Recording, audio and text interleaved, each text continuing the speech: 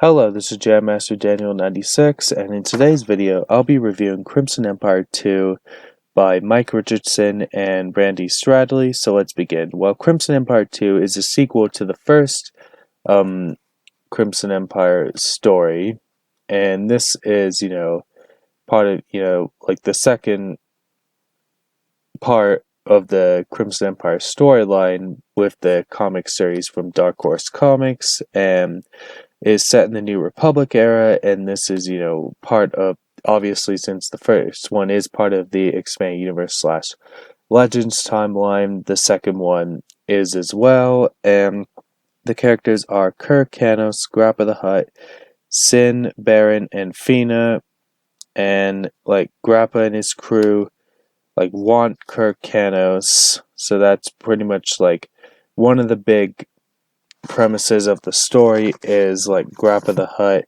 and his people are after Kirk Canos, and then we also have the appearance of Nama Nor, which is one of the characters from the New Jedi Order series, so a good connection to other Expanded Universe works, which is an example that the Star Wars Expanded Universe slash Legends timeline did have good continuity, and that's definitely one of the examples there. And then the person who is, becoming the new emperor, who wants to be the new emperor in this story, as in the first one you had Jax, who wanted to become the new emperor in the first one. In this one you have a character named Exandal Carvis, if I said that right, who is, gonna be, you could say, is like our new emperor, and it you could say is probably the main villain of this story. We see Kirk, Canos, and Sin on the planet Zoe, if I said that right. Then, when they're on the planet, they go to this temple sort of place, and then Canos and Sin are fighting these people, and then there's a bit where Canos gets defeated, and then Sin tries to save him, and then Sin, as she already takes off in the X-Wing, she's off, and then Canos is on the ground, and then Grappa the Hutt and his crew capture Canos.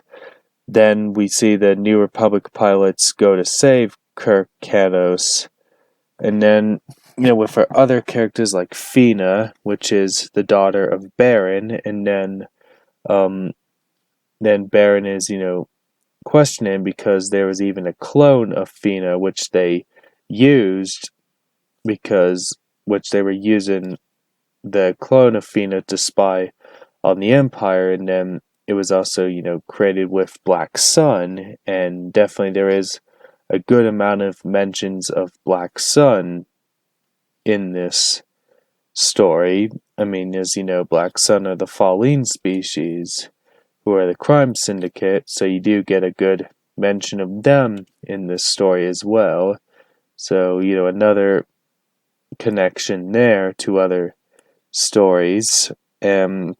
There's even a brief mention of the Palpatine clones in this story, so another connection to other stories as well. And then Canos, Sin, Baron, and Fina go after Carvis.